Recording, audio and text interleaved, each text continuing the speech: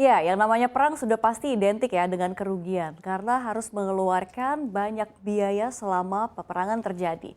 Tapi siapa sangka perang masih berlangsung antara Rusia dan Ukraina ini justru memberi pundi-pundi cuan bagi Rusia. Kok bisa? Selengkapnya akan kita bahas dalam Cuan Putin di Tengah Perang. Ya, di slide yang pertama.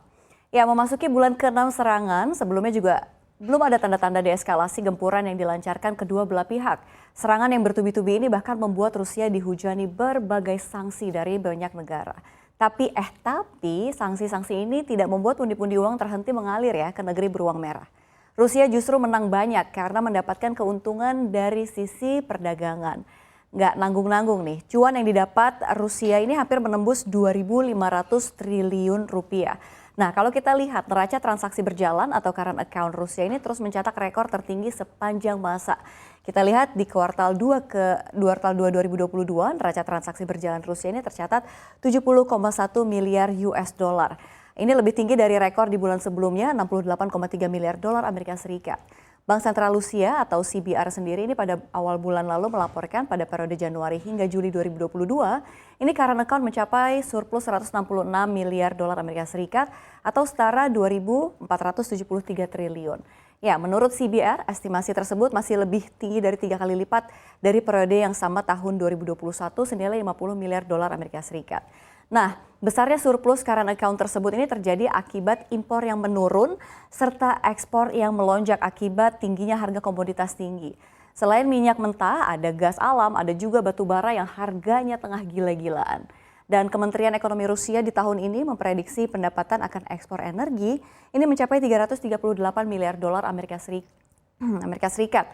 Angka ini naik dari tahun lalu yang sebesar 244 miliar dolar Amerika Serikat. Dan kalau kita melihat data International Energy Agency atau IEA begitu ya pada bulan Januari sebelum terjadinya perang, ini total ekspor minyak mentah sebanyak 54% dikirim ke benua biru. Di Juni lalu angka ini berkurang sepertiganya, lumayan ya. Nah, tapi meski demikian di tengah kondisi perang, Putin tetap putar otak nih. Gimana caranya tetap cuan meski dirinya lagi fokus buat strategi menang lawan Ukraina. Kita lihat slide berikutnya.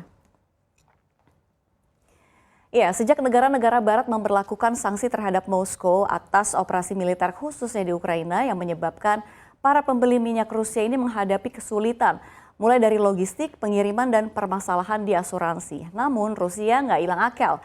Negeri Vladimir Putin itu memberikan diskon minyak mentah Ural hingga lebih dari setengah harga di Eropa. Nggak tanggung-tanggung, Putin kasih diskon harga minyak mentahnya ini 32 hingga 35 dolar Amerika Serikat per barrel. Di saat negara lain ini kasih harga yang tinggi. Nah, alhasil dari diskon ini minyak Ural Rusia diborong sama India ini sebanyak 740 barrel. BPH ya. Dari India. Nah, selain itu ada juga dari Turki yang meningkatkan volume impor minyak Rusia tahun ini seiring dengan rencana kedua negara tersebut untuk jalin kerjasama bisnis terutama perdagangan energi di tengah sanksi barat yang melanda di Rusia. Dan Turki sendiri meningkatkan impor minyak jenis Ural dan Siberian Light dengan volume lebih dari 200 ribu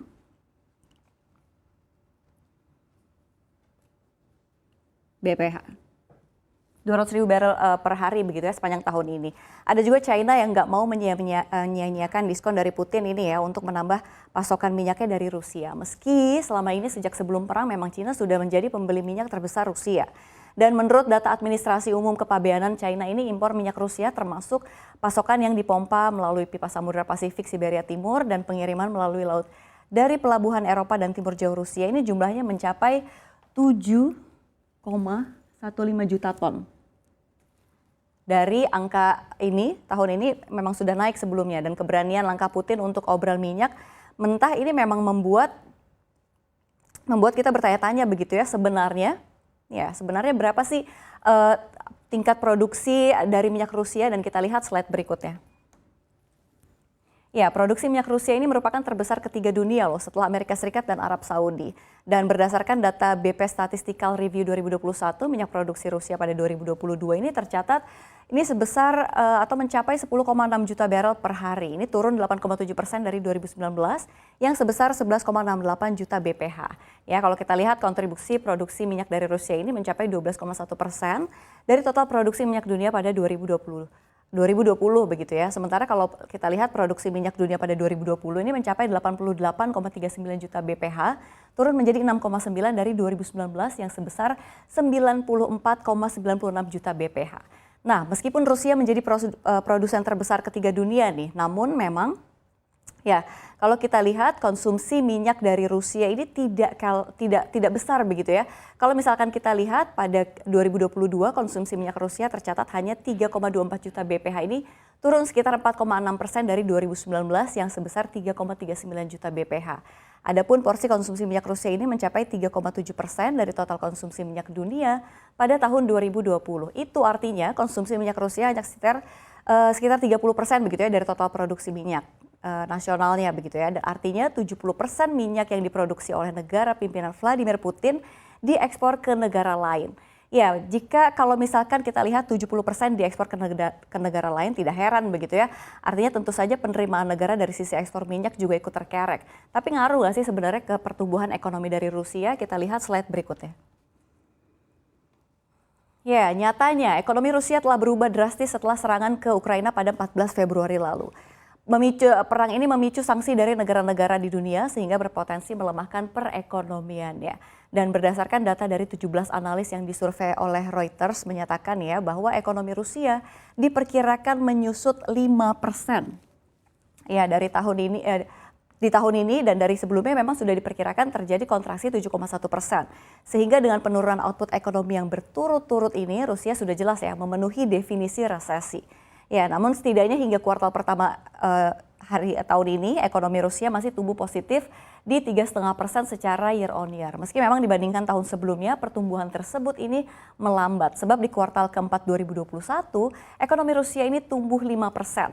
Sementara itu keseluruhan 2022 pemerintah dan Bank Sentral Rusia pun memperkirakan nih ekonomi juga akan terkontraksi. Kalau misalkan kita lihat ramalan Kementerian Perekonomian Rusia adalah minus 7,8%, sementara Bank Sentral Rusia ini memproyeksikan pertumbuhan minus 8 hingga 10%. Ya, meskipun sepertinya di awal Rusia mampu bertahan dengan baik begitu ya dalam gempuran sanksi-sanksi barat, tapi tidak bisa dipungkiri juga adanya perang ini membuat perekonomian pemerintah Vladimir Putin babak belur. Tapi akan seberapa parah endingnya nanti tentu kita pantau terus ya perkembangannya.